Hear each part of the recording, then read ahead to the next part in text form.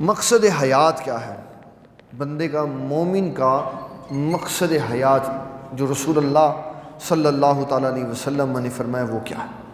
فرمایا ان اللہ یقول العبد آدم، فرمایا اللہ تعالیٰ جل جلالہ ارشاد عظیم فرماتا ہے، اے ابن آدم تفرغ لعبادتی، اپنے آپ کو میری عبادت کے لیے فارغ کر دیں، یعنی نماز پڑھا کر۔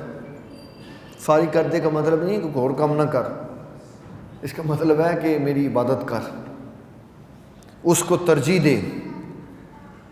فرمایا املا صدرک غنن، تو تیرے سینے کو بے نیازی سے بھر دوں گا، تیرے سینے کو بے نیازی سے بھر دوں۔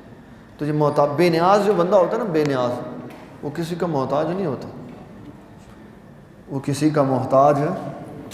اور ایک مزے کی لطف کی بات بتاؤں، جو بے نیاز بندہ ہوتا ہے وہ پیسے کا بھی محتاج نہیں ہوتا،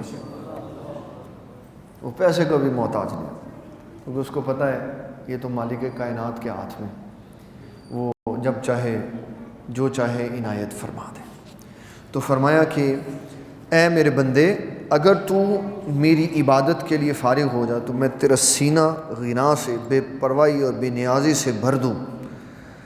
اللہ اکبر۔ اور فرمایا وَأَصُدُّ فَقْرَكَ، اور میں تیری غربت بھی دور کر دوں، میں تیری غربت بھی دور کروں۔